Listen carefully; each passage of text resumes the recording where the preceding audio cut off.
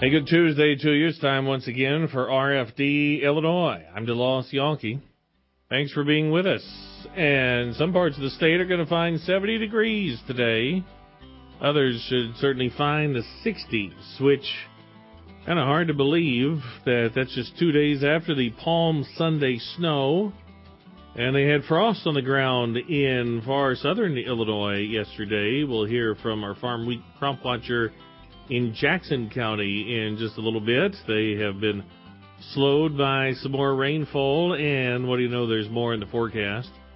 And other folks in central Illinois, northern Illinois, could get to the 60s and 70s, but rain is on the way again Wednesday and Thursday. Easter sure looks a lot better than Palm Sunday was, but some snowfall amounts exceeded 8 inches in central and northern Illinois Sunday. 8.5 in Bureau County, 8.3 up in around St. Charles area, 7.5 in DeKalb. The 5 inches of snow in Peoria was the second most on record for this late in the year. They hit 5.5 inches, April 14 of 1980. And we'll see what the rainfall amounts are on areas that are plenty soaked. Thank you very much. But we'll have plenty to come here on this edition of RFD Illinois, including the latest report, crop progress and condition from Ag Statistics. That's up in just a moment on RFD Illinois.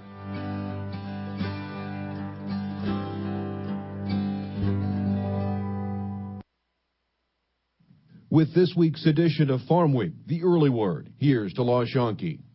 More Illinois farmers, nearly 72%, responded to USDA's latest ag census than any other state. Find out what farmers reported in the latest edition of Farm Week. Colleen Weir knows how to make popcorn near perfection.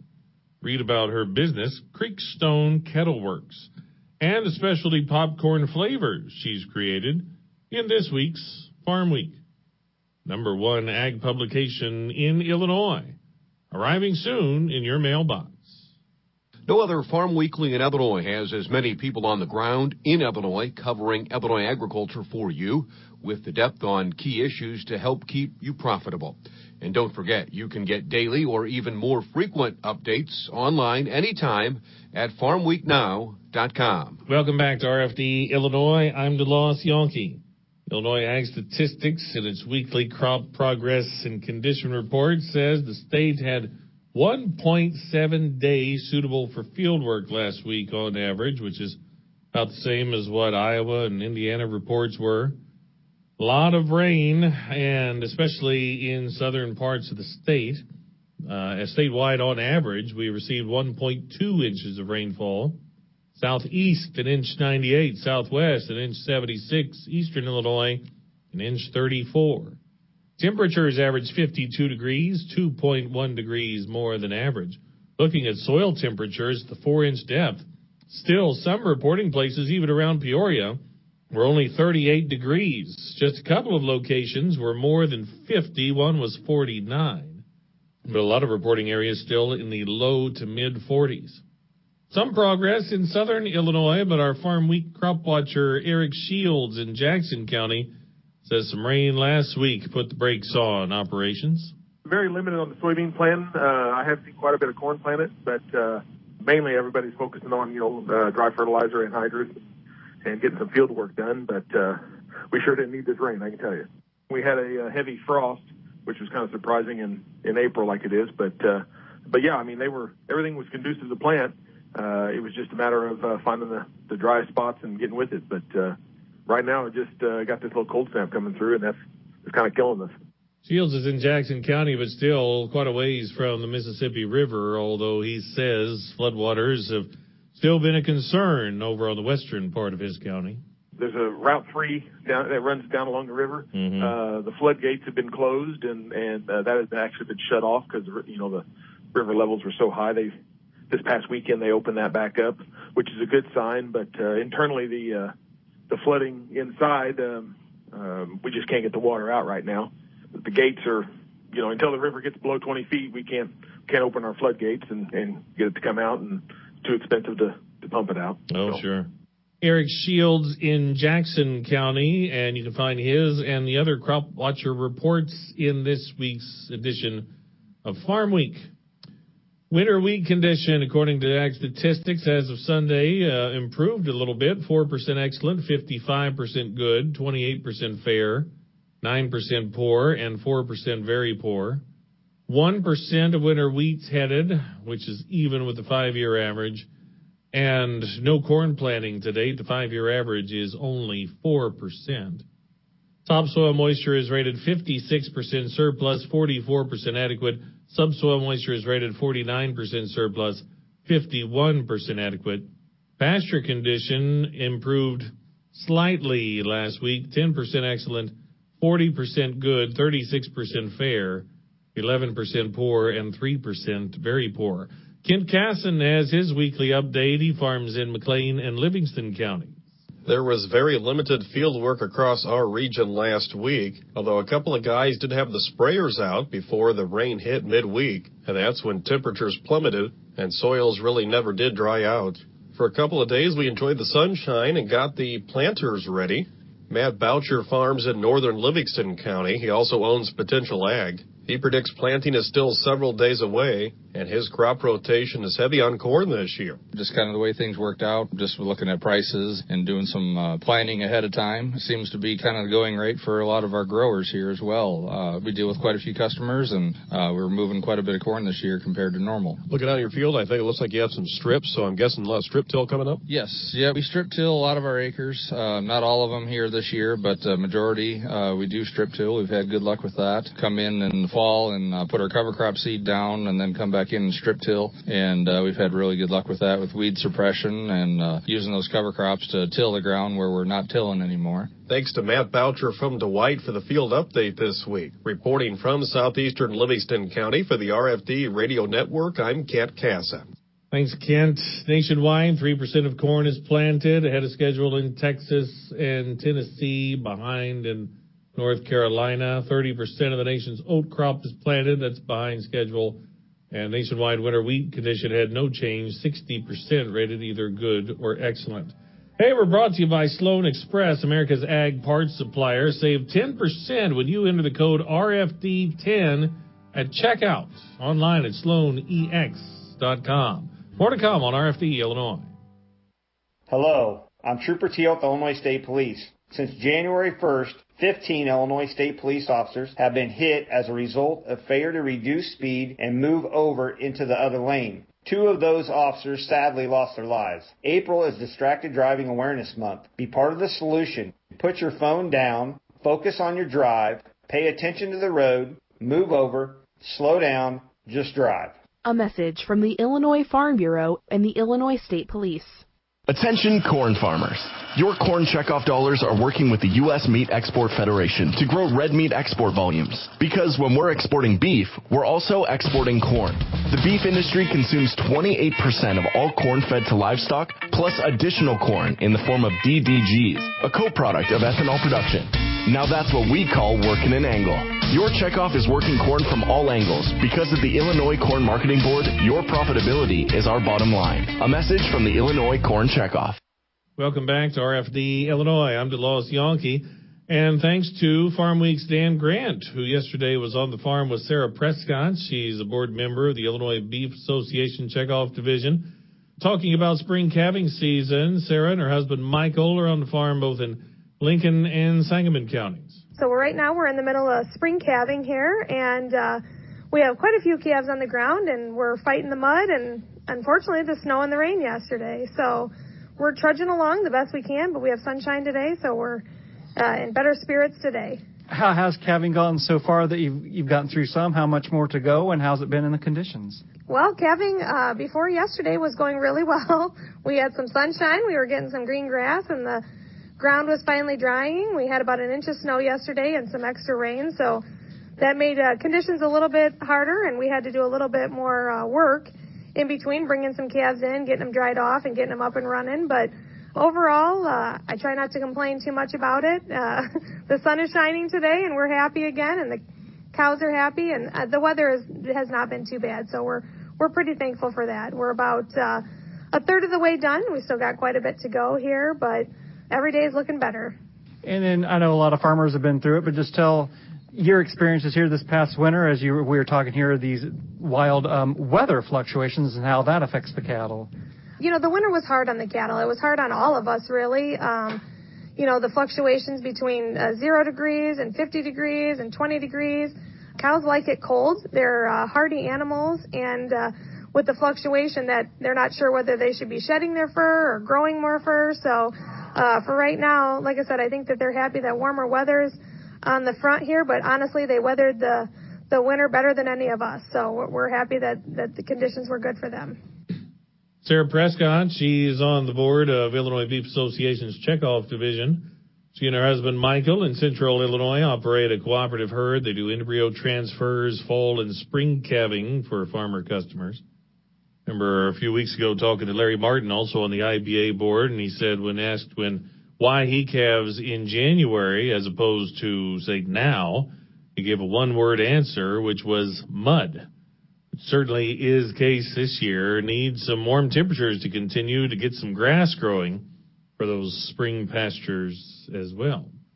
Go to D.C., continuing to talk livestock here, where the U.S. pork industry is asking Congress to fund hundreds more border inspectors as the Trump administration redeploys customs agents from ports of entry to the open border, forcing inspection slowdowns. Our Washington correspondent Matt Kay reports. Long delays at the border coming north, in some cases 5 to 10 hours, is raising concerns Mexico might slow commercial traffic headed south. National Pork Producers President David Herring. We do have a concern.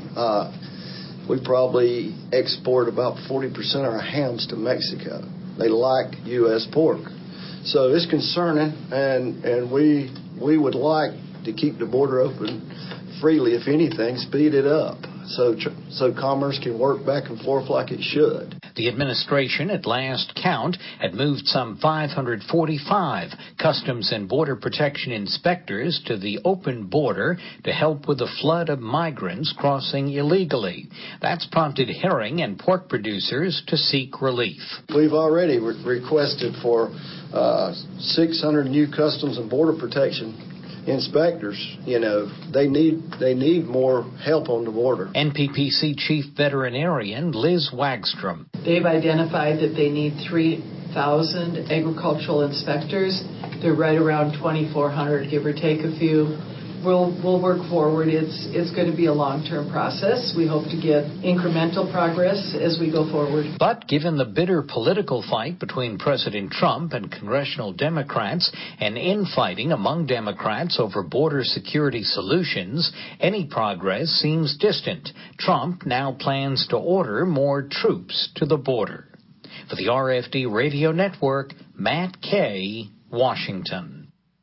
Thanks, Matt. We'll go from livestock back to grain, and here we are now in the middle of April, and through this calendar year, we haven't had very many opportunities to sell grain at an attractive price, so that means the elevators are holding more than they normally would this time of year. Jeff Atkinson is Executive Vice President of the Grain and Feed Association of Illinois. He was a guest on yesterday's RFD Today program. We are fortunate in the respect that around here, we do have a lot of processing market and, a lot of, ethanol and the Decatur area. Those are all big animals that need to be fed, so to speak. Mm-hmm. But we do also rely, of course, quite extensively on the export markets, and it doesn't seem like there has been as much movement there as what there normally would be. But we all know the reasons for that, just with the export demand being down and the opportunities that just haven't been there like they might be some years. And, in the grain industry, of course, kind of the way, very basic kind of the way some people look at things is it's one of those where you say, okay, we've got this much grain in storage now at fall. We expect to get this much more during the course of the rest of the year from producers. So how many tens of thousands or hundreds of thousands of bushels do we need to move a week, a month, in order to be able to be ready for the next harvest?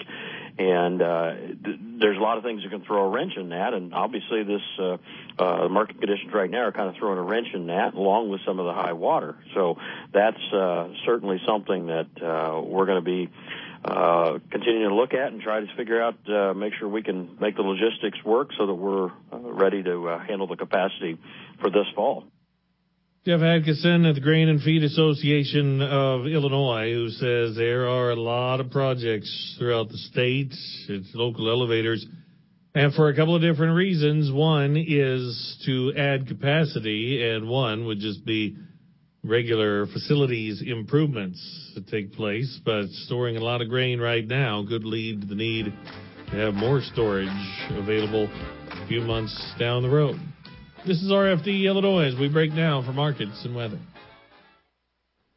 With the RFD Ag Market Summary for this Tuesday morning, I'm Jim Taylor. Corn slightly higher, beans higher, and wheat ending Monday lower. May corn closing at 362 3/4, up 1 3/4. July corn up 2, 371 1/2, and September corn up 2, 379 1/2. May beans closing at 898 3/4, up 3 1/2. July beans up 3 3/4, 912 1/2.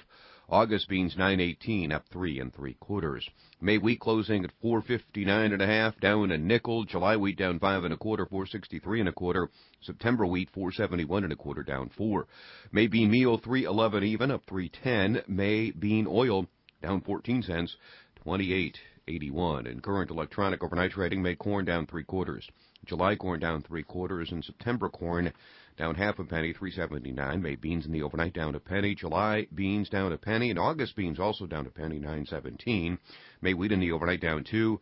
July wheat down 2, and September wheat down 2 pennies, 4.69 1/4. In the outside markets, June Brent crude oil 71.18. That's down 37 cents a barrel. The June gold contract down 4.90 this morning, 12.8640. And in the livestock market from Monday, May lean hogs 90.07. That's up 47 cents.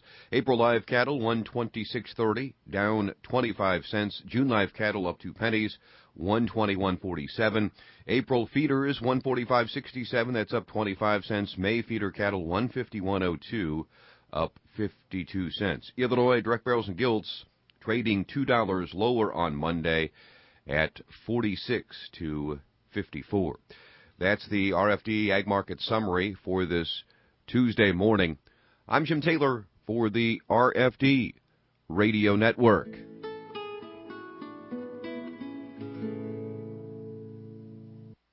Good morning, this is Dan Hicks from Freeze Notice Weather with the early morning weather update on the RFD Radio Network for this Tuesday morning. A large part of the Midwest had dry weather the past 24 hours, but a few light showers have been moving eastward across the northern part of the region.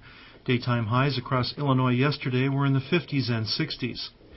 Best chances for showers and a few thunder showers over the next 24 hours will continue to be over the northern Midwest, including parts of northern Illinois. Farther south, mainly drier weather is expected today through Wednesday. Improving drying conditions are expected over a large part of the state, both today and tomorrow, except, of course, where a few showers do occur in the northern counties.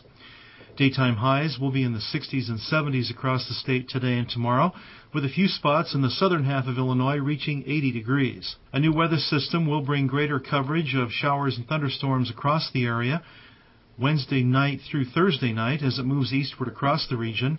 It does look like this system will produce significant rainfall in a large part of Illinois and bordering areas, with some 1/2 to 1.5 inch rainfall amounts during this time. Some of these showers could linger into the day Thursday. Cooler weather will briefly move back southeastward into the region late this week, with temperatures dropping below normal Thursday into early Friday. But a quick warming trend is forecast later Friday into the weekend, and it looks like weekend temperatures will climb back well above normal across the area, with highs back into at least the 60s and 70s. All the Midwest, including here in Illinois, will have some dry time behind this system.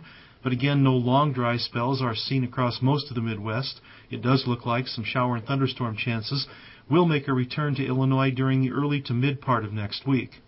6 to 10 day rainfall will likely average near to a little bit below normal across Illinois. Right now it looks like 6 to 10 day temperatures will be somewhat changeable, but averaging not too far from normal in most areas. I'm Dan Hicks from Freeze Notice Weather. If you're in the mood for some sprucing up, you're in luck. From big to small or farm to front yard, your Illinois Farm Bureau member discount from John Deere is ready and waiting to help. It's easy to think green when it's the Rewards Loyalty Program with savings on equipment, special parts, and home and workshop products. Whether your tasks involve mowing, planting, or cleaning, you'll be set for whatever your work requires. All you need to do is sign up, have your membership number handy, and go to johndeere.com/Farm Bureau. As you prepare for planting season, remember your neighbors. Whether you're an applicator, grower, or beekeeper, use FieldWatch to register your farm and monitor for sensitive sites around you. FieldWatch is a free, easy-to-use online mapping tool. Consulting FieldWatch is now a requirement for the over-the-top use dicamba products. Communicating with your neighbors will help you protect your farm and the environment. Don't wait. Go online to fieldwatch.com. Growing agriculture, we grow best together. Farm Week and FarmWeekNow.com journalist Dina Stroish connects rural routes for you. From the Farm Bill to crop insurance to GMO labeling, her expertise is apparent in the stories she reports. Here's a bit about her rural roots. I get to meet interesting people and share their stories, and I get paid to do it. I cover ag policy and really enjoy keeping the farming community updated on these important issues. Be it routes or roots, RFD Radio, FarmWeekNow.com, and Farm Week keep you connected.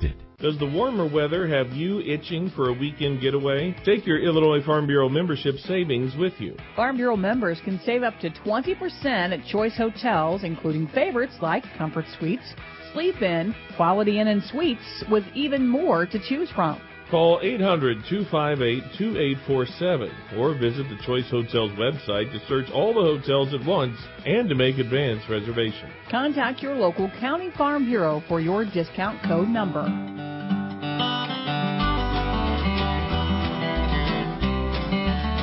That'll do it for RFD Illinois on a Tuesday. We always salute a community. This one's unincorporated. It's called San Barons. 2 words, and it's located in Lawrence County. I wonder how wet things are along the Wabash this time of year. Sponsored by Country Financial. Your farm is your family's legacy, part of your hometown heritage. While you work sun up to sundown to get the job done, we're here protecting the things you love every step of the way. Country Financial. Learn more by visiting countrycrop.com. For Rita Frazier, for Jim Taylor, I'm DeLoss Yankee. Have a great Tuesday.